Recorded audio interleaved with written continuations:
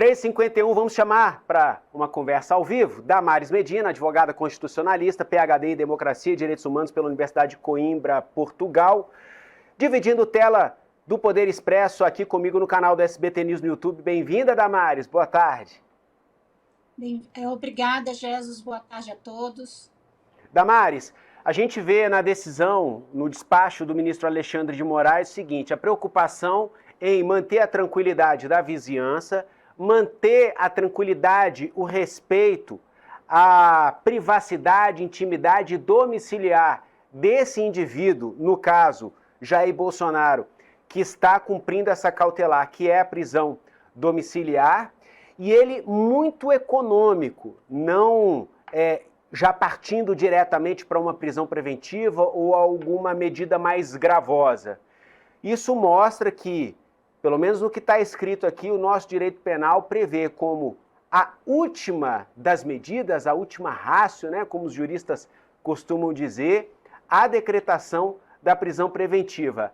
Então, consegue-se manter Jair Bolsonaro em uma certa segurança que garanta em uma eventual condenação o cumprimento da pena. Então, não há se falar, pelo menos até o momento, no entendimento do ministro Alexandre de Moraes, e aí eu quero saber qual a sua avaliação sobre essa postura em saída domiciliar e ir para prisão preventiva. Vejam vocês, né, que desde o início o ministro Alexandre de Moraes tem sido criticado pelas medidas cautelares que ele impôs ao então ex-presidente Jair Bolsonaro. Desde o início, a tornozeleira eletrônica ela foi vista como uma alternativa à prisão. Ocorre que, diante do descumprimento das limitações que o ministro Alexandre de Moraes havia imposto, essa tornozeleira eletrônica foi escalada, né, foi restringida para uma prisão domiciliar. E é importante quem nos escuta agora à tarde ter em vista o seguinte: a prisão domiciliar ela é uma alternativa ao recolhimento, ao estabelecimento prisional, ao regime fechado. Isso significa o quê? Que no domicílio, o réu, o denunciado, ele não pode fazer nada que ele não faria no estabelecimento prisional. Então, quem está cumprindo uma prisão cautelar, uma prisão preventiva, na Papuda, por exemplo, na Polícia Federal, se tiver direito a uma cela especial, ele não pode usar celular, ele não pode usar redes sociais, ele não pode se pronunciar. Então, todas essas restrições, elas têm que ser entendidas no contexto de quem está cumprindo uma prisão domiciliar em alternativa a uma prisão preventiva em um estabelecimento prisional, e não num discurso de perseguição, não pode usar redes sociais, não vai gravar vídeo para o Instagram ou para o Facebook ou para o TikTok, porque efetivamente ele está cumprindo uma pena restritiva de suas liberdades no bojo de uma ação penal. O que a última medida da Polícia Federal desvendou para nós? Que, mesmo em prisão domiciliar, o ex-presidente Jair Bolsonaro continuava arquitetando planos de conspiração contra o Estado brasileiro. Tem, inclusive, um trecho que foi revelado, colhido, né, uma prova colhida pela Polícia Federal do celular dele, no qual ele pede orientação para o advogado de Trump nos Estados Unidos, do que deveria fazer, de qual seria o próximo passo, o que mostra que as medidas preventivas, cautelares, que foram impostas pelo ministro Alexandre de Moraes e até duramente criticadas, até mesmo pela Ordem dos Advogados do Brasil, estavam adequadas, estavam proporcionais. O que essa última escalada mostra, né? É inusitado. Pela primeira vez, o ministro do Supremo determina a monitoração da residência de um denunciado, um réu que está cumprindo prisão domiciliar por agentes da Polícia Federal, fardados ou não. Mas isso tudo mostra uma cautela para evitar ao máximo que o ex-presidente seja, de fato, conduzido para um estabelecimento prisional. Por quê? Por questões humanitárias. Nós sabemos do estado de saúde debilitado do ex-presidente Jair Bolsonaro, que constantemente tem que ser internado, submetido a exames, ainda sequelas em decorrências ao atentado que ele sofreu pouco antes das eleições de 2018.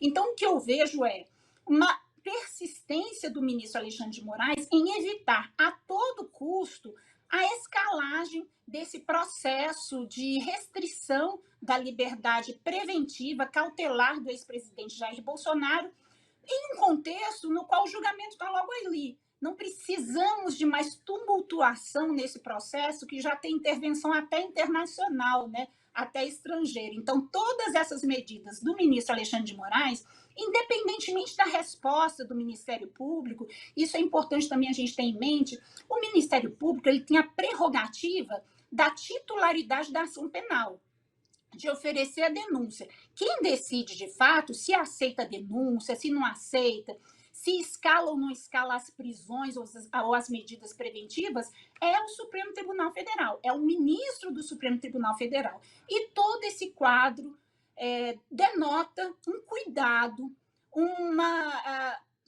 evitar-se ao máximo que o ex-presidente Jair Bolsonaro seja, de fato, recolhido a um estabelecimento prisional por uma questão humanitária, dado o seu frágil estado de saúde. Damares, sobre o pedido, a recomendação da Polícia Federal de manter uma equipe de agentes dentro da casa do ex-presidente. Qual a interpretação?